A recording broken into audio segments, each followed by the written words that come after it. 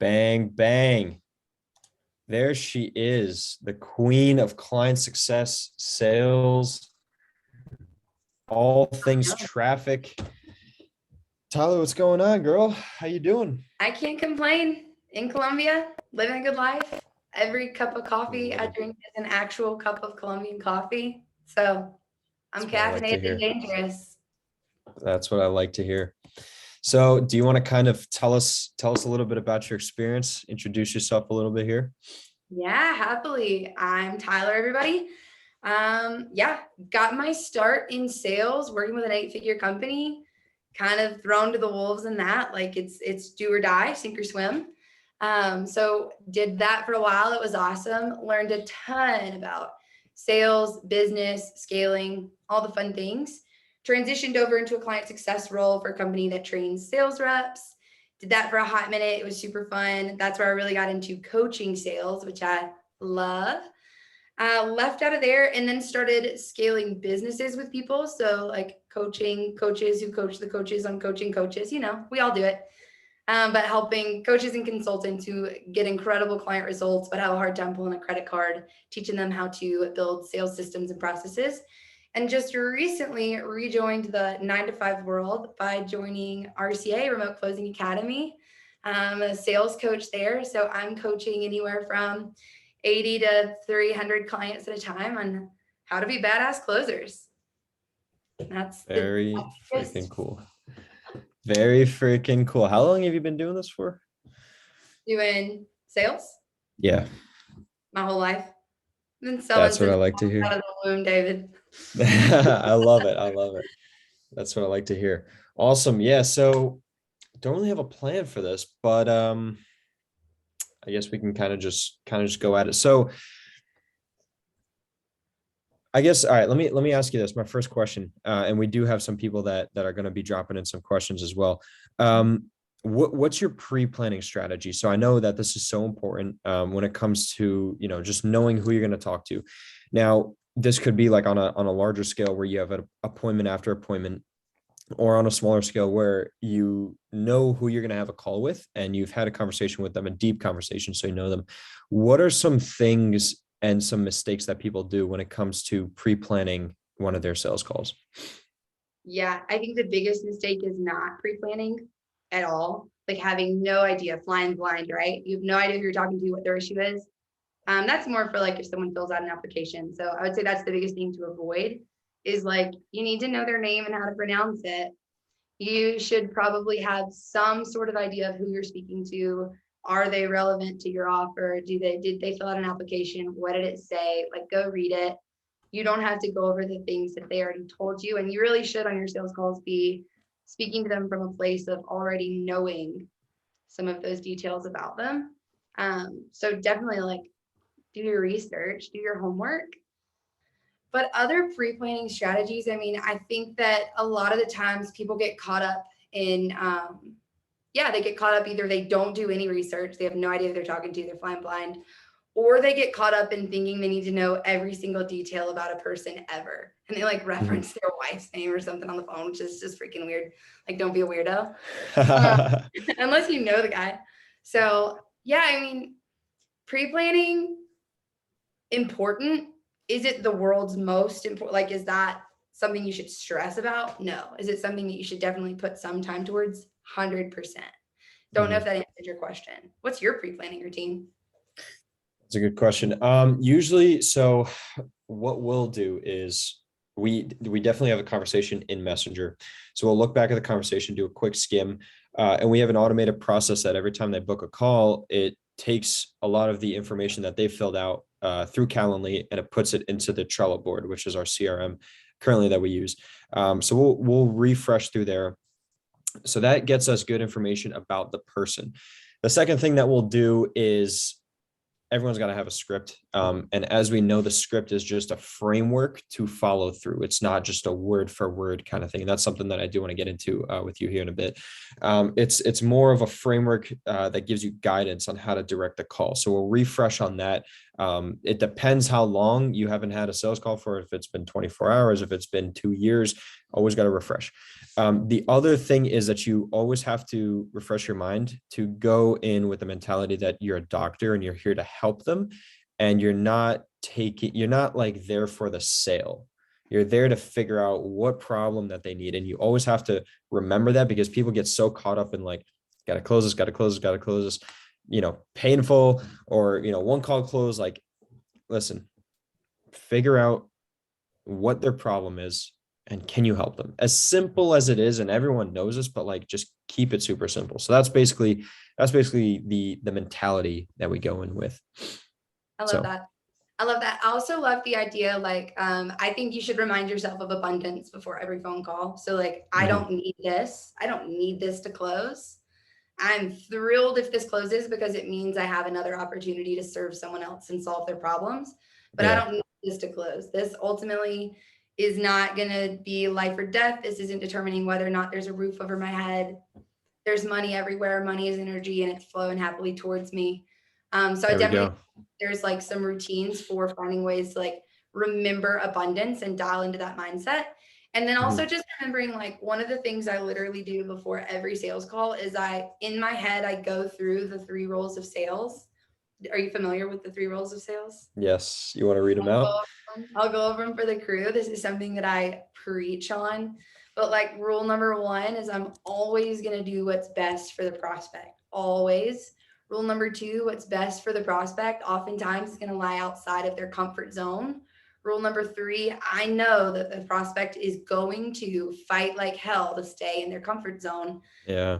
I'll revert back to 1 and I'll continue to do the hard thing for my prospects. And so I literally just before calls will just be like, okay, 1, 2, 3, got it. Just to remind myself that like, I'm here to fight for them, not to fight them. And there's a huge difference. And so putting yourself in this space of, what do I need to do to serve my prospect well? Is it, is it going to be a battle? I'm happy to do it for them. Is it going to be easy peasy? I'm happy to do that for them. But whatever it's going to be, whatever is going to take care of them, I want to be ready to do it from a place of love, from a place of abundance, from a place of service for them. And that also keeps you from being like a sharky, aggressive, terrifying a-hole salesman, like on the phone and you're having to have a hard time. Doing it from a place of love is what negates being a jerk. And so that's huge. Those are some of the things that I like to think of. I wasn't really thinking in the mindset of what you were talking about when you asked me that question, but definitely mindset hacks are the game. Also, have water. I always drink water before, you got to be hydrated. Speaking of water. Put your chapstick on so you're not distracted during the call. Have your notes ready. You're making me subconscious of everything. You're like, wow, my lips are suddenly very mine just got really dry too. But so just be in a space or in a headspace where you can really serve people well and do that on purpose. Yeah, no, it's the water thing. It's funny. 5 minutes before I got on the phone with you, I was choking up water. So I was like, shit, this is how we're going to start. But yeah, so another important thing that I'm definitely going to start implementing for a strategy pre-call, reviewing client success and past wins, because one thing Hormozi talks about, as we all know, the king of business here, is now this is on a broader scale of things, is when you take your client success and your sales team, you let them meet and discuss what's going on with the sales and the performance of the clients. The client success is going to basically rub off the success rates into the sales team. And now the sales team has much higher conviction when they go into these calls saying like, oh, like, today John just closed in, another $20,000 deal. Like, I know you can do that as well. Right. So if you can build your conviction pre-sales call by reviewing client results, people will sense your conviction and your closing rate will just skyrocket through the roof, right? Obviously, it may not be instantly, but I'm not claiming that you're going to close $1 million deal here, but you will have a much higher conviction within your offer, within your product, your service, and people will smell that. And that's what makes sales so much easier, makes it so much better because of the conviction that people have. So I love that. I love that too. And one of the things that I do, so now I'm not selling so much. When I'm selling, like if I'm on sales calls now, it's either selling my own services, which is like sales systems and coaching, implementation, that kind of thing. Or sometimes I'll step in and do sales for someone for like a launch or something like that right now. Mhm. But so right now I'm in like this client success kind of coaching role, right? And I've really found a lot of fun, and it honestly fills my cup to be able to encourage my sales team. And what I do by that is when we get a great testimonial, when someone in our program lands the job of their dreams and they got their first 10K commission check and they are stoked, I will go in and I have a formula that I use. I'll go into like our Slack channel for client wins, or sometimes I go right to the closer. So this is for, anyone on CS or maybe business owners who want to encourage your sales reps. But I just make a little post and I'll be like, so and so, this client got X result. Mhm. Um, this salesperson brought them in, fought for them, gave them this opportunity, and this is the coach that helped lead them the way through. Yeah. And that is like, it is like a adrenaline shot to the heart of the sales team. Every time I drop one of those, everyone is like, whoa, we love it. Yeah. Because it's like, I took 2 minutes to handcraft this win specific. I put a bow on it and delivered it to the closer and was like, you've Uh-huh. changed someone's life today. And it makes me happy to do because I like to encourage people. Like that's fun to me. Yeah. Um, but it's been cool just because of how much it really does encourage the closers. So if you're a business owner, maybe you're in CS, if you have closers who are working under you, or maybe you're the closer, take that framework and like remind them, here are these wins, and like you're responsible for helping this person access this transformation. But even if you're the one doing the sales, like you gotta like I'm a big fan of like, there's a lot of shit you shouldn't dwell on, but you got Mm. to dwell on the good shit. You have to.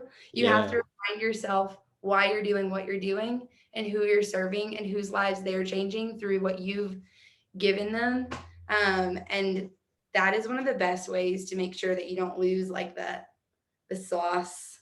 The You're moolah. in sales when you're rocking through the sales world, because Yeah. you can get monotonous. Like it can get old and exhausting fighting with people on the phones Mm-hmm. every day. So you gotta you Interesting. gotta dwell on what matters. Yeah, for sure. Love Love it. that. So we got some people viewing us here. My next question is going to be the actual framework, the sales breakdown. Let's start with the foundation of it. A lot of people get this kind of mixed up. I mean, you got your script, you got your framework and all that stuff, but what are some misconceptions that people have about sales scripts, frameworks, and all that when specifically when it comes to the actual sales call? Yeah. Yeah. I think the biggest misconceptions I see, one, and this is especially for people who are new into sales, is being so stuck on a script on what I'm supposed to say next that you're not Mhm. able to flex your emotional intelligence and dodge and weave and dance through the call. Mm. Um, so that's super common, people saying like, here are the questions I'm going to ask. I'm going to ask them in this order. No matter what the prospect says, I will not deviate from this. And that is the quickest way to like just served up lame canned sales calls, where things are not interesting, where things don't get emotional, where you don't really get to the heart of pains, goals, strengths, weaknesses, all the good stuff. So definitely learning how to emotionally intelligently dance through the conversation. And so that's, what I like to tell my students, especially, is this sales call is essentially like you're in a vehicle and you've got a destination that you want to get to. There's a lot of different ways to get there, and you don't know what's Mhm. going to be the road. So you don't know what's going to be required of you to bump this way, to merge this way, to shift, to go faster, to go slower. But if you're so stuck with the idea that there's one right way to do it, this script is like the holy grail of these are the words I have to say or else, you're going to miss so much depth that you could get from the calls. So I'd say that's the biggest foundational issue, is people legitimately leaning on a script like a script. You got to lean on it as a conversation outline, a conversation structure. Like if you're building a house, there's a couple key elements that super matter. You got to have the foundation, you got to have the walls, whatever, but like what's going on inside the house, you can change it. You can roll with it. I don't think that was a good analogy for this at all, but I'm just gonna keep going. That one didn't fly. But anyways, it's definitely getting stuck on looking at it as a script is the biggest issue that I see the most frequently. What was the question? I got lost. What's some misconceptions on outlines and scripts? I Thank you. think you covered it though, Yeah. because especially when I was starting out in sales, it's like you have to read this word for word, and then it's like you're thinking about reading it properly, and then you don't sound good. You sound like you're stuttering, and it's like, what do you do? But yeah, no, and it definitely does come with experience. And with experience, one thing that I've gotten over this limiting belief, this just limiting mindset of like lack of abundance of sales calls. And at first when I put in the system where you consistently have sales calls coming in, you start to think it's like, oh, like I don't want to waste this call, I want to try and make it good, I want to try and close it, and you don't want to be pushy, you don't want to test the tactics, and you don't want to push them to their limits, and you don't see your full potential. But because you're in the mindset of like, I have to stay strict to this, there's not a lot of sales calls coming in, it's just going to restrict you, and it's going to take you off a track, it's going to lose your focus, and you're not going to be smooth, you're not going to sound convicted, right, in what you're doing. And it's just not going to work out the way you want. I mean, you can have a 5% close rate, right? If that's what you're okay with, then that's fine, right? But the like one thing that again that really helped me is just the mindset of abundance. Like you will have sales calls, and you should test them out, and you should test different things on your outline and switch the different things around. Don't read it word for word like you talked about, right? But just don't have that limiting belief. Yeah, absolutely. And it's like, I think that one of the things, especially in like the discovery, this is where I see the most common. I mean, I cannot tell you how many calls I've reviewed where it's like you had 7 questions that you were going to ask. No matter what the prospect said, you were going to ask the next question. And like, you missed so much gold that would have been so useful throughout the call just because you couldn't react and move fluidly. And so even like, for example, with my students over at RCA, one of the things that, especially in like a setting like triage calls, setter conversations, one of the things that it drives me crazy is when your prospect brings up money, start asking about their money. You don't have to wait until a certain point in the call to say, and now how much are we trying to replace a month? It's like, no, if you're like, well, what's your goal? And the guy's like, man, I'm just freaking tired of being poor and I want to make 10K. Like, all right, man, well, like, what are you making right now? Who cares when the script says you're supposed to ask about the money? If you hear a trigger, if he brings up the money, dig in, ask about that. Ask, what are you making right now? Well, what's stopping you from getting there? What's keeping you stuck? What would you do with 10K if you had it? Like, there's a billion questions you could ask that could take it in any different direction, right? Sales calls are a lot like a choose your own adventure. Those like, what I'm talking about, like the virtual reality things where like you're going and then you have 2 options and you choose one and everything is different. I think Netflix did some choose your own adventures this past year and it was pretty cool. But I mean, sales calls are like that. Like, there's not a one size fits all. There's not a concrete path that you have to walk or else you're not going to close the deal. I mean, there's some definite no's that it's like, please, for the love of God, don't do that. But when it comes to discovery and digging and the questioning, that is it's all the game. The fun of the game is the fact that you get to do what you want with it and you get to make something beautiful out of whatever the prospect offers you. Yeah. And so oh man, it irks my nerves whenever people are so stuck on the script. And it's just like, your script really could be 7 bullet pointed words. Literally. And that's all you like: intro, frame call, discovery, transition, pitch, offer, objection handle, close. Like, that's it. From there, do what you need to do. You know what you're selling. You know how to serve people. So go figure out, do they have a problem that you can fix? Are they aware of it? How aware are they? Make them as aware as possible. Do they want your help right now? And are they going to be able to afford it? Go, Mm-hmm. Interesting. I love it. So you and I talked a while back about the discovery. Discovery is so, so important. Actually, before we get into the discovery, let's talk about the intro, the reason that they're on the call. You and I talked about this and why it's so important and the consequences of missing this part in the call. Do you want to talk about that?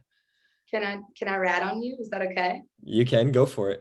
You as an example. Sure, go for it. All right, because I do remember that was the first time that we'd ever done a call review together.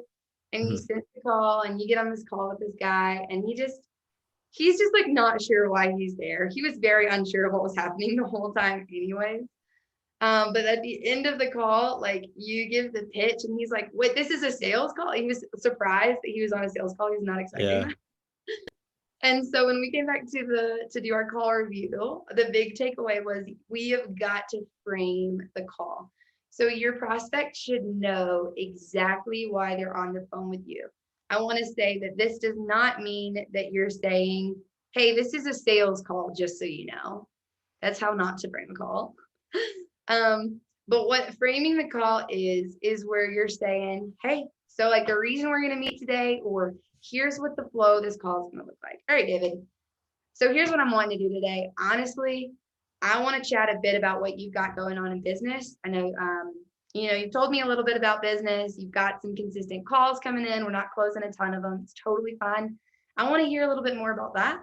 And I definitely, I've trained a lot of people, so I'm 100% going to have some thoughts and feedback to get you. If the way the call goes, we get to a point where I think, yeah, like us working together on this could be a good next step, I'm going to tell you exactly what that looks like. If not, I promise you're leaving here with a plan. Might be a book, might be a buddy of mine who's a better coach in this field, might be just an action step or a YouTube video. I might send you to Alex Ramosi, but that's kind of how this is going to roll. Is that cool? And so there, even this is kind of two-part. One, where the conversation is going. Like, if we arrive to a spot where I realize this is going to be a good fit for us to work together, I am then going to be told about a product or service that's going to help me. The second thing that this does is, especially when you end it with, is that fair? Sound cool? Are we good? They say yes. They are giving you permission to ask them questions subconsciously. In their brain, they're not going to be like, I'm giving permission. But subconsciously, they're giving you the permission to question their life, their wallet, their habits, their thought processes, their pains, their goals.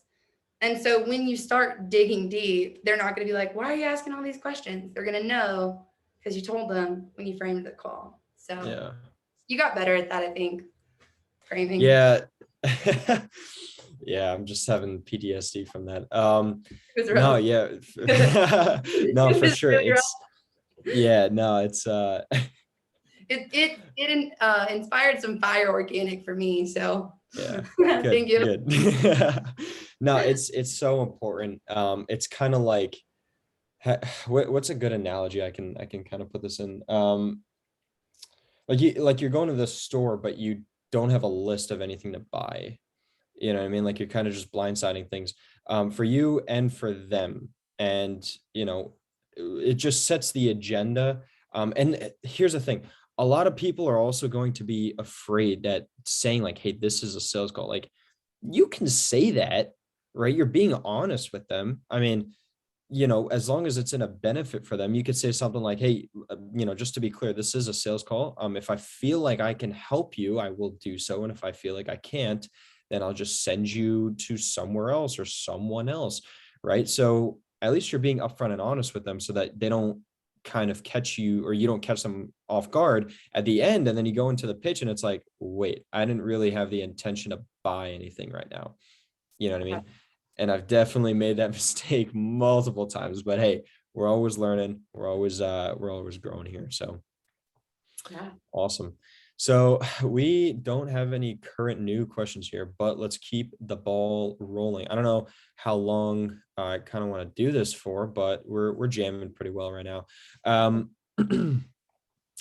Let's talk about the pitch.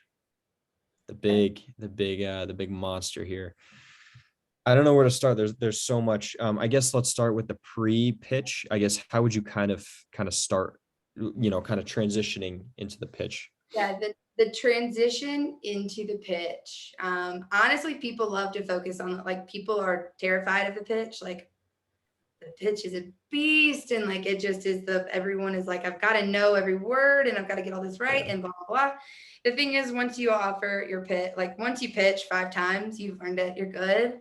The transition into the pitch, I think, is where a lot of people get. I don't think they get stumped or whatever, but I think that they lose a lot of the ground that they could have gained, and it's because they forget to recap what's kind of happened as the transition.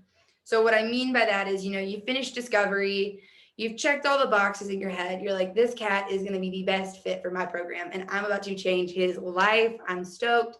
This is amazing. Before you do that, before you're like, cool. So here's what I do. You've got this transition moment, and it's going to kind of look something like this. It's going to look like, yeah, David. Okay. So like, based on what you've told me about where you're at in business right now, like, I get it. I get where you're trying to go. I understand we're aiming for $1 million months. And right now we're at 2K months, and we really need to work on whatever. David's not doing 2K home. But this is where you're trying to go. This is where you've been. I mean, based on where you're at and from what we've talked about, I really think that I'm going to be able to help you. And so if you're cool with it, I'm going to kind of tell you what that looks like. And we can roll from there. Is that cool? So quick recap, and this is, people get caught up on this, that they think they have to recap literally everything someone said on a call. I've heard closers literally go through, so David, based on what you told me, when you were born on a potato farm in 1999 in South Idaho, and your mom was this and your dad was this and all this stuff. No, quick recap. It needs to sound natural, flying off the tongue, like a tweet of the conversation you just had. Hey, David, based on everything you told me, yeah, I totally get it. We're trying to get to $1 million months. And I think that you're definitely going to have to make some changes. And you've already kind of acknowledged that we're going to have to change something to get there. I think I can help you. So what I'm going to do now is I'm going to kind of tell you what that would look like. Does that sound fair? You're getting permission to pitch. So we're doing a recap. We're saying, I think this could be a good fit. Do you mind if I share with you what that looks like? Cool. And they're going to say, yes, of course. Like, nobody is offered help and says, no, I don't want it. Right. Like, not the first time anyways. And so they're going to say yes, which is another, you're collecting those yeses throughout the call. You're going, yes, yes, yes. Is that cool? Does that sound fair? Sound good? Are you ready? Yes, yes, yes. So we want to get them used to saying yes. And then you're transitioning with permission. So get permission to pitch. Mm-hmm. Then the pitch is as simple as, here's your problem and here's how we're going to fix it. It's hard to coach on this because it's so different for every, like, for sure, your pitch and my pitch are nothing alike. Mm-hmm. But there's not necessarily completely a catch-all formula. Like, simply lay out what it is that you want to do for them. And remember, you got to give the what, not the how. So that's another thing people get stuck on, is they have these 15-minute pitches where they're saying, and you're going to enter the program and you're going to have your onboarding call, and then you're going to move to the first thing. And we're going to have this call every single day. And on the first one, here's what you're going to learn. On the second one, here's what you're going to learn. And here's what you're going to learn. And they just talk and ramble, and they lose all the ground you already gained. So you got to remember to keep an overview of what's going to be relevant to them. How is it going to serve them? How is it, if it's customizable, how will it serve them specifically in their situation? But keep it short and simple. What's the KISS? Keep it simple, stupid. You got to keep it simple. And yeah. And I imagine we'll probably get to talking about dropping the price and all that kind of stuff, but definitely get permission. So recap, get permission to give the pitch, and then pitch your heart out. But please keep it short. Don't do those 15-minute pitches, y'all. That's terrible. That's terrible. Your favorite thing is always ask for permission all the time. You're always asking in business and life, and that's huge. It's huge because there's no room for them to complain or come off as like, oh, I didn't know this, or there's no uncertainty that comes off when you say something, right? When you ask for that permission. I think that's huge. It's very big. I mean, you use that a lot with me too, so it's really My good. favorite is David, I got some thoughts for you, but it might hurt your feelings. You okay with that? And you let them figure out if they're okay with it. And then once someone gives me the yes, I am going to rip. Unleash. Absolutely ripping. And that is literally one of my very favorite things. But yes, in life, in business, in sales, asking permission, asking permission before you can hurt someone's feelings, asking permission before you can say something that's going to rock someone's world. Honestly, a lot of people need to learn this. Asking permission before you're going to give your opinion. First of all, nobody cares about your opinion unless they ask for it. So ask them if they want it so that you can at least give it some value. Like it's got some street cred to it. It makes all the difference from from an emotional standpoint. And this might be a little woo woo. Maybe this is just because I'm a female. And so I'm like constantly things are filtered through like the emotional, whatever, the emotional weight of things. From an emotional standpoint, someone is like subconsciously realizing I have choice. I'm not stuck here. I'm not trapped. And what you need to know is that, especially once they've said, yeah, share your feedback, and you're like, great, you're acting like a dirty, rotten liar right now. And I don't understand why you're settling for worse when you say you want this, but you're living up to this. You're literally not living like someone who deserves what you say you want. They are subconsciously not going to feel so trapped because they chose to step into that line of fire. That was the most aggressive thing I could have delivered in that moment. But I said it on a call and I'll say it again on a call. So asking permission before you give your opinion, ask permission before you give the pitch, because they get to decide whether or not they want to hear about your services. Like I think that we love to talk, especially, like Wolf of Wall Street, all of these like big macho lone wolf, I'm so bravo, like that this whole alpha mentality of sales, which I dig, okay? Like it's fun, yeah, cool, whatever. However, we've built this mentality based on that like the lowly prospect is like we are large and in charge. We will smite them if we have to, that kind of thing. And it doesn't serve people well. So like they have the opportunity to tell you whether or not they want your help.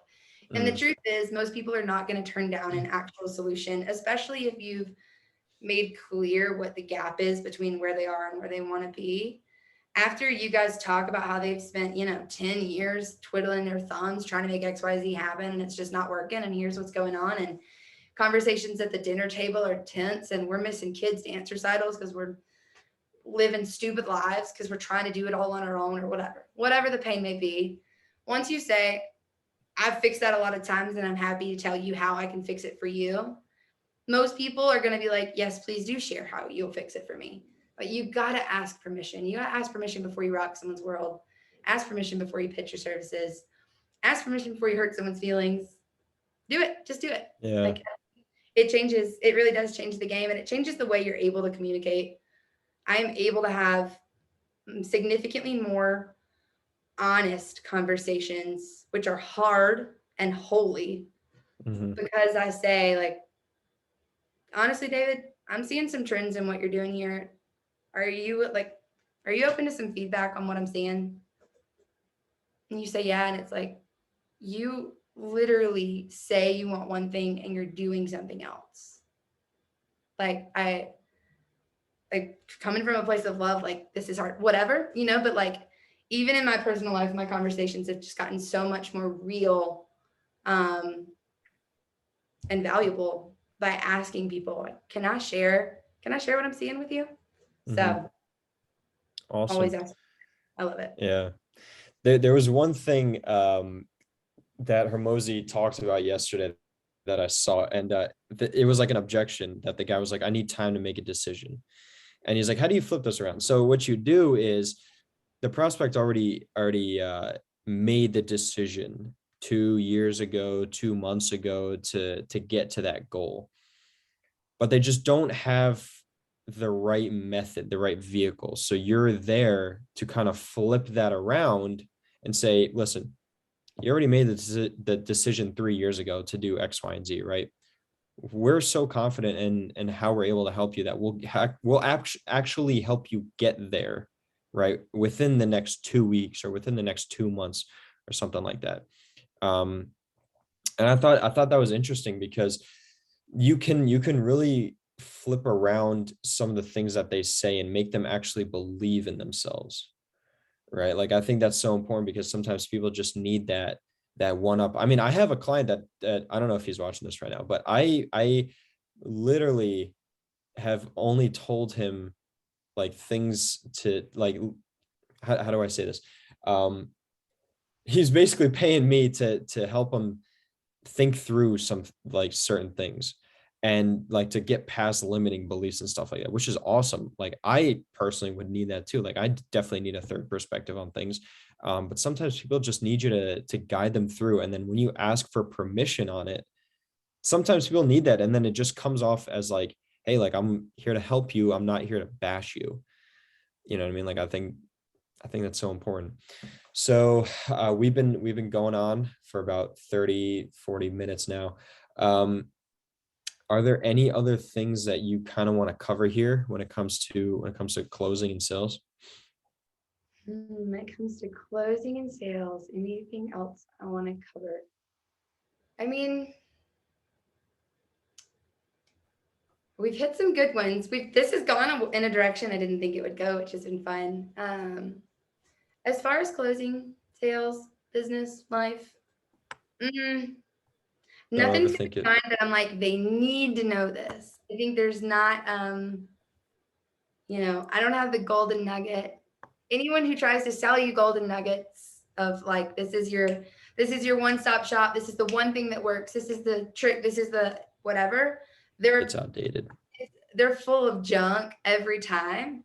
Everyone's different. Yeah. Everyone sells different. Everyone communicates differently. I think ultimately, as long as you know exactly what your goal is on the call, it's to serve people well and to scale your impact in the world. So as long as you know that's what I'm doing here, as long as you're willing to say the hard things and say them from a place of love, even if that means saying them with your teeth, because I've been on some sales calls where I have straight up just dad spanked the prospect to no end. And it's because it's what they needed. Or even you were just talking about, using doubt, but it's like helping. Oh, what were you were talking about? Like when you're helping people overcome limiting beliefs. So, right, like you can use doubt in two different ways on a call. You can enforce their doubt. You can make them doubt that they're able to do this without you. Mm, Also, sometimes you have to diminish their doubt and speak them back up to like, you can do this. You can make this change. You've already made this decision. You made this mm, decision to lose 100 pounds 10 years ago. You made that decision. Now it's just time to do something that works, that moves the needle. You get to choose, how you want to use those tools. I think so. As far as sales goes, the one thing that I would want to leave people with is you never stop being a student. You have never arrived. You need to constantly be reevaluating your process, your systems. Have a second set of eyes and ears on what's going on in your business, in your sales calls. If you're not reviewing your sales calls with someone else, there's a problem. There's no way that your sales calls are perfect, mm-hmm. that you dial them in. I like to say even so I work with Cole Gordon, huge name in the industry. It's training thousands and thousands of sales reps. And I tell my students this all the time.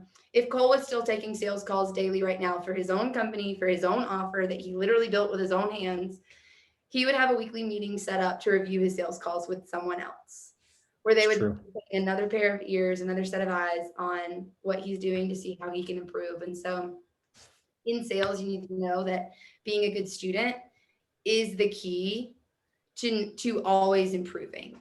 But once you stop, like it's a muscle. It's a muscle that you've got to keep working, flexing, training, Yeah. stretching in different directions so that you can continue to grow it. Because when you stop purposely getting better, you start to atrophy, you start to diminish, you start to slip backwards, you start to set into old habits and routines and mindsets. And so Mhm. that's the last thing I would leave you with. It's just that if you're selling, you have to constantly be learning, improving, evaluating. Yeah. Huge. Love it. Love it. So, first of all, I want to thank you taking the time here, sharing some amazing knowledge from your experiences. Where can people find you if they want to reach out, ask for help? Yeah, Facebook here. My link Best will be spot. here. Facebook's great. I have an email, send a carrier pigeon. I don't care. Show up with donuts. That'd be great. But Facebook's the best way. I like to tell people, especially with emails, if you're going to send me bad news or tell me you hate me, you can do that with an email. Everything else, Facebook's the way. Awesome. Awesome. All right. Thank you so much. Rock and roll, y'all.